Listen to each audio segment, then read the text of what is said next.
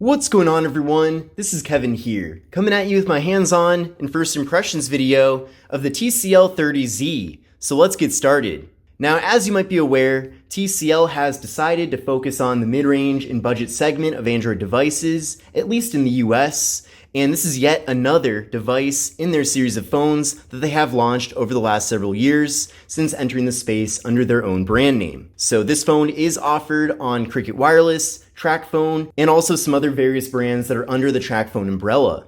And at least at Cricket, if you wanted to just upgrade from another device on Cricket, you'll be able to get this phone for just $30. And it looks like, at least for now, if you are opening a new line, you can get this phone for free. So given those details, you can probably imagine that this certainly isn't that high-performing of a device, and it also doesn't have too many features. That being said though, if you're just looking for a very low-end, affordable smartphone, then this might be a good option for you. Now, I'd like to thank TCL for being kind enough for sending this phone out to me to cover here on the channel.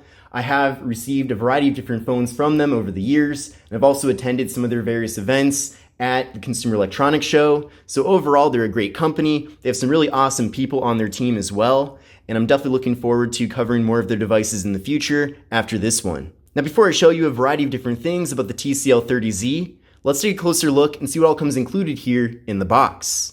Now, as you probably have noticed so far, this is a Cricket Wireless branded box. So this is the Cricket Wireless version of the phone. So if you do get this phone from a different carrier besides Cricket, then you probably will be getting a totally different looking box. And also the stuff that's included in the box could be different as well. So keep that in mind. But you can see on the back of the box, they do have some basic specifications about the phone. The phone is 4G LTE only, as you probably already could have imagined. So that is a bit unfortunate, but again, considering that it is just $30, that does make a lot of sense. We have a 3000 milliamp hour battery that can give us up to 20 hours of talk time, which is pretty awesome. And we have some other specifications here as well, but we're gonna go over all of that throughout the video. So included in the box is the SIM card. We also have a TCL branded USB wall adapter.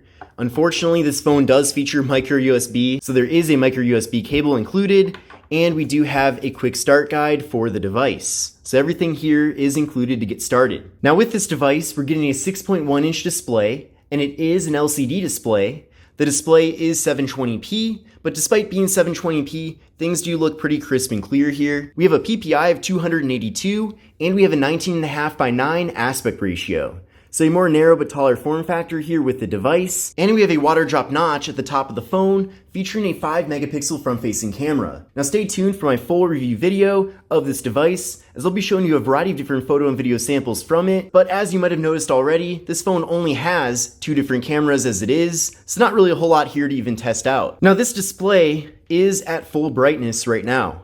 And of course, with a lower end phone like this one, especially a $30 phone, you really can't expect too much. So I think it's fine as it is, but with the brightness at 100%, the display still looks relatively dark. So if I lower it here to 50%, that's definitely very dark. So something to keep in mind there, but again, it's pretty much at the level I'd expect, considering that it is very affordable. Now this device features 32 gigabytes of internal storage, along with micro SD card expansion. Now unfortunately, this phone does not have wireless charging, which probably isn't surprising, but it also does not have a fingerprint sensor. Thankfully though, this phone does have face unlock. So let's give that a try right now.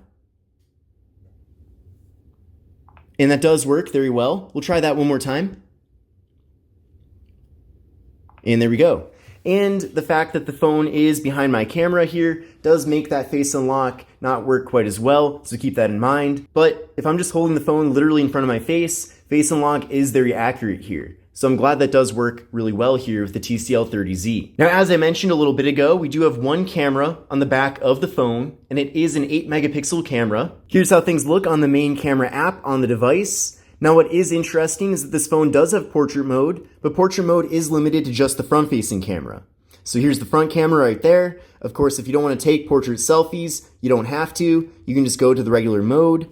And then flipping back around again to the rear camera, we have, of course, video. And this phone does feature 1080p video for both the front and rear cameras, which is excellent.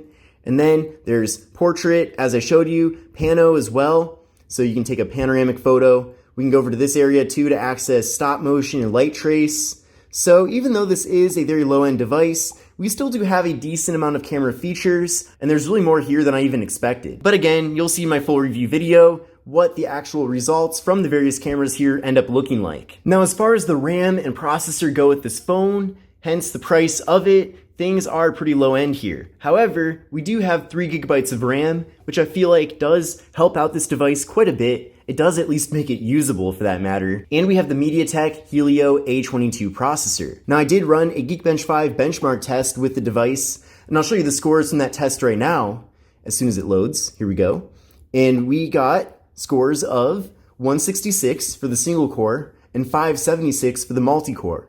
So what I recommend doing is running this test on your current phone and then compare your scores to these scores to get a better idea of how this phone compares to your current device. But with these scores and also my brief experience of using the phone, I definitely say that you should really just get this phone if you just want the most basic tasks that you'd want to do with a smartphone. So phone calls, text messages, that'll be great. You'll also have no problem watching video content on the phone. But if you want to do things like high performance gaming or really any gaming at all, you might run into some slowdowns. And if you are a heavy social media user, it probably will get pretty annoying as time goes on with how slow the phone is. But if you just check social media once or twice a day, then this phone should be fine for that as well.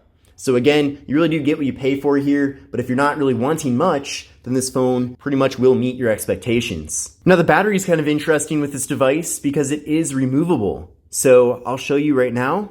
You just go to this corner here and you can pull the back off the device. There we go. And there's the battery. So you can pop that battery out if you want to. And I suppose if you manage to get a second battery, you can always swap them out instead of having to wait to recharge the device. So that's pretty awesome and definitely makes me miss the days where every Android smartphone had a removable battery. I certainly hope that in the future we'll be getting more phones, especially higher end ones that have removable batteries. However, I can't say that I'm that optimistic. But when you take the back off the phone, you then are able to access the SD card slot and the SIM card slot as well. So that is very easy there.